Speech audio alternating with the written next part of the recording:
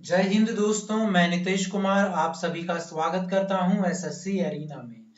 जैसा कि आपको पता है कि हम इडियम्स एंड फ्रेजेस कंप्लीट कर रहे हैं, तो आज हम करने वाले हैं अल्फाबेट एम का सेकंड पार्ट और ओवरऑल पार्ट नंबर 22। इसमें आपको काफी इंपॉर्टेंट इडियम्स कराए जाते हैं जो आपके किसी भी प्रकार के एग्जाम्स के लिए काफी ज्यादा इंपॉर्टेंट होने वाला है। तो उम्मीद करता हूं कि आप वीडियो को एंड तक जरूर देखेंगे और अगर आपकी क्वेरी है कोई भी इस वीडियो के रिगार्डिंग तो आप उसे लीव कर सकते हैं कमेंट बॉक्स में। मैं उसका आपको रिप्लाई जरूर दूंगा। तो चलिए स्टार्ट करते हैं आज का लेक्चर। तो पहला इडियम है हमारा मैन ऑफ द वर्ल्ड। हमने पिछले वीडियो में भी मैन से रिलेटेड सीरीज करी थी काफी सारे, उसमें हमने इडियम्स को कवर किया था। आज भी ऐसे ही काफी इडियम्स आपके लिए हैं, तो चलिए देखते हैं। पहला है man of the world. So man of the world का मतलब होता है एक एक्सपीरियंस्ड व्यक्ति, अनुभवी अनुभवी व्यक्ति। सो देखिए, मैन तो हो गया मैन, ऑफ द वर्ल्ड का मतलब हो गया दुनियादारी देखा हुआ व्यक्ति। तो ऐसे व्यक्ति को हम क्या बोलेंगे? Experienced person. आप यहां से भी याद रख सकते हैं। चलिए अब एक ईडियम का मुझे कमेंट करके जल्दी से जवाब बताइए, वीडियो पॉज करिए और मुझे बताइए ग्रीन हॉर्न्स का मतलब क्या होता है। ये मुझे आप अभी बताइए कमेंट बॉक्स में। नहीं पता है तो पूछिए, मैं रिप्लाई कर दूंगा, ठीक है। काफी इंपॉर्टेंट ईडियम है ये भी। अगला देखिए, अगला ईडियम है मैन ऑफ वर्ड, यानी एक ऐसा आदमी जो शब्दों के लिए जाना जाता हो। सो बिल्कुल आपने सही अंदाजा लगा लिया है। ट्रू टू वंस वर्ड और प्रॉमिस, यानी जुबान का पक्का व्यक्ति, आप उसे बोलेंगे मैन ऑफ वर्ड। अगला देखिए, ए मैन ऑफ गॉड, भगवान का व्यक्ति, भगवान का भक्त, यानी ए मेल प्रीस्ट, पुजारी, ठीक है। सो अ मैन ऑफ गॉड मतलब ए मेल प्रीस्ट, पुजारी। अगला देखिए, अगला है मेयर्स नेस्ट। मेयर्स नेस्ट का मतलब क्या होता है? देखिए, इसका मतलब होता है ए फॉल्स इन्वेंशन, यानी एक झूठी खोज, एक ऐसी खोज जो झूठी हो, जो रियलिटी में जिसका कोई भी एग्जिस्टेंस ही नहीं है, ठीक है। या फिर आप कह सकते हैं रूमर। अब ऐसा क्यों है, जरा ध्यान से देखिए। आप मुझे बताइए कि नेस्ट का मतलब क्या होता है। तो आप बोलेंगे घोंसला, है ना, जिसमें बर्ड्स रहती हैं। और मुझे बताइए मेयर का मतलब क्या होता है। मेयर का मतलब होता है घोड़ी, ठीक है, फीमेल वर्जन ऑफ हॉर्स। सो आप मुझे बताइए, क्या मेयर का कभी भी नेस्ट हो सकता है? क्या मेयर घोड़ी अपने रहने के लिए घोंसला बनाएगी? नहीं, नहीं बनाएगी, नहीं बनाएगी। तो इसका मतलब वो जो इन्वेंशन अगर कोई कहता है कि मैंने मेयर्स नेस्ट बनाया है, तो वो या तो रूमर होगी या फिर होगी फॉल्स इन्वेंशन। तो आप यहां से भी इसे याद रख सकते हैं। अगला देखिए, अगला है मिडास टच। मिडास टच का क्या मतलब होता है? देखिए, मिडास टच का मतलब होता है a man with extra ordinary talent. ऐसा कुछ यहाँ पे टैलेंट वगैरह जरूर होगा, ठीक है।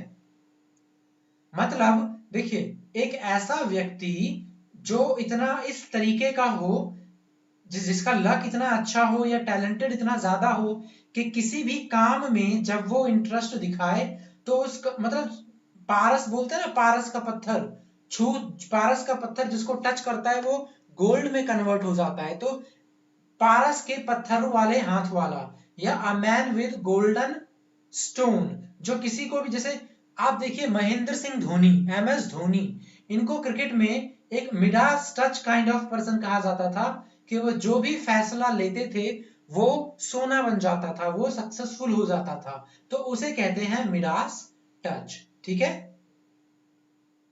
अगला देखिए, अगला है to mind one's P and Q.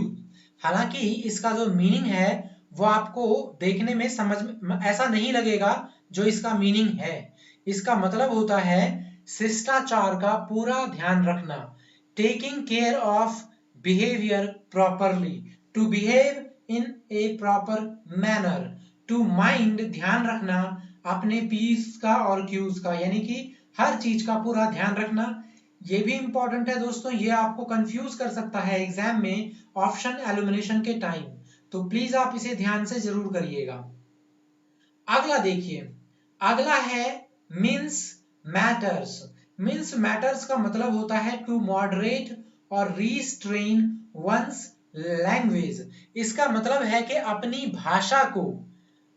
भाषा को रीस्ट्रेन करके रखना या मॉडरेट करके रखना, यानी कि इस बात का ख्याल रखना कि आप कुछ ऐसा ना बोल दो जिससे कि सामने वाले लोगों को इश्यू हो जाए आपसे, ठीक है। मीन्स मैटर्स मतलब एकदम ध्यान से रख के किसी भी चीज को बोलना।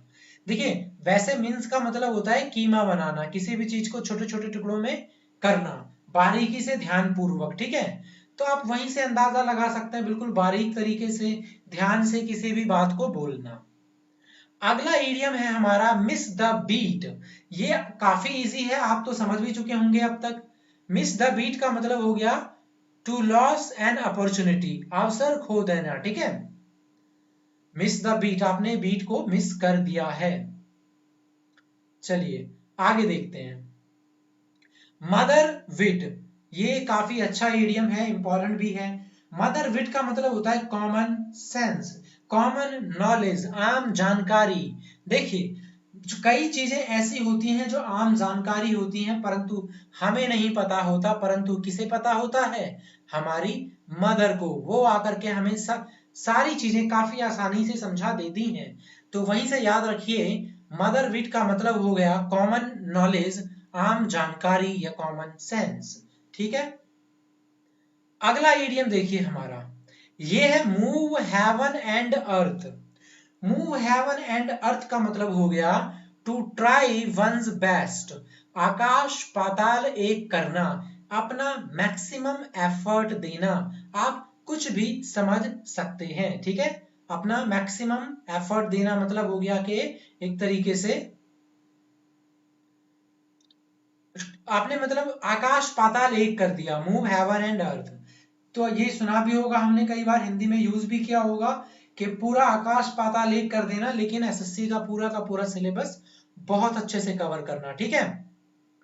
अगला देखिए, अगला इडियम है हमारा to make once mark.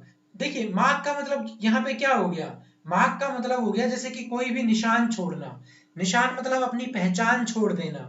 So become famous, या फिर कुछ ऐसा करना जिससे कि लोग आपको काफी लंबे समय तक याद रखें, आपको आपको आपको फॉलो करना शुरू कर दें, उसे कहते हैं टू मेक वंस मार्क, ठीक है। अगला देखिए, milk of human kindness.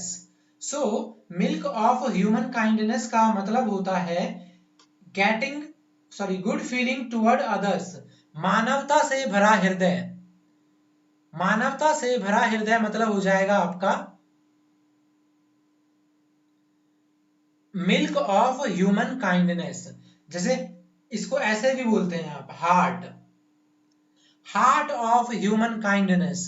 So heart of human kindness का मतलब हो जाता है गुड फीलिंग वाला व्यक्ति जो दूसरों की तरफ मानवता भरे हृदय से देखे। सो आपको आज एक दूसरा ईडियम भी मिल गया, हार्ट ऑफ ह्यूमन काइंड या फिर मिल्क ऑफ ह्यूमन काइंड। क्योंकि मिल्क कौन देती है, गाय। सबसे पहले दूध कौन देती है, हमें गाय ही ध्यान में आता है। और आपको पता है कि गाय मानवता से भरा हुआ हृदय की मानी जाती है, ठीक है।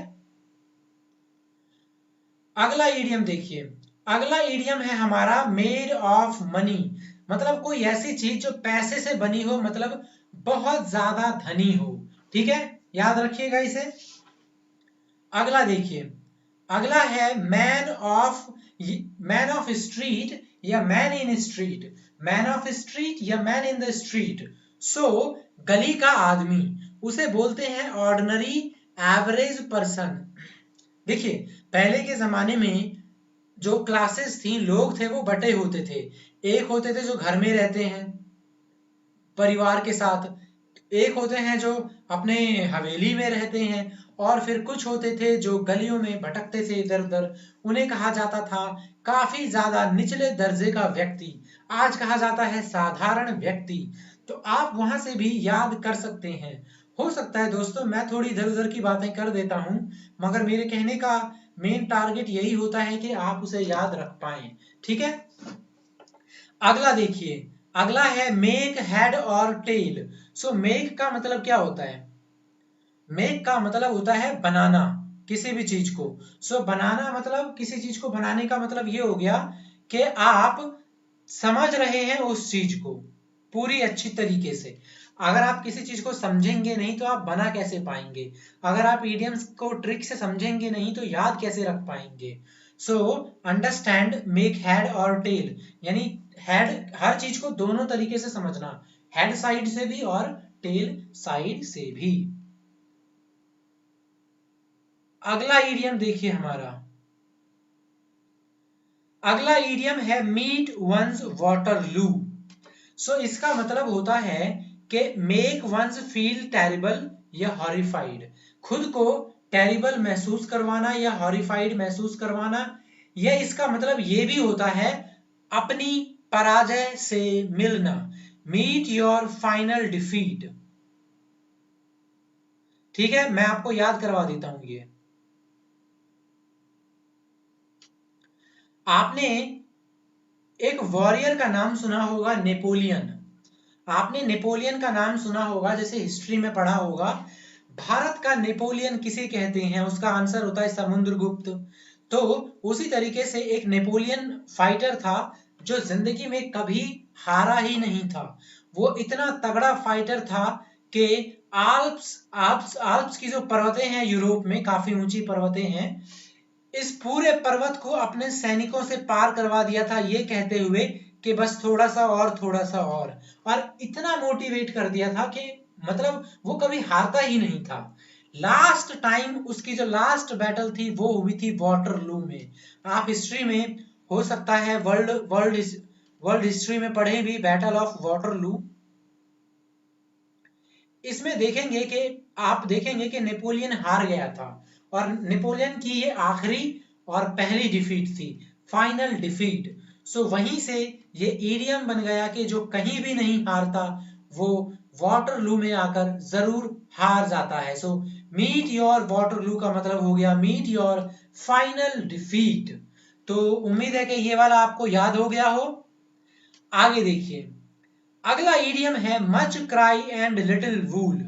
सो ये तो आप समझ गए होंगे, मच क्राई बहुत ज्यादा रोना छोटी सी बात पर, राई का पहाड़ बनाना ये हमने पहले भी पढ़ा था।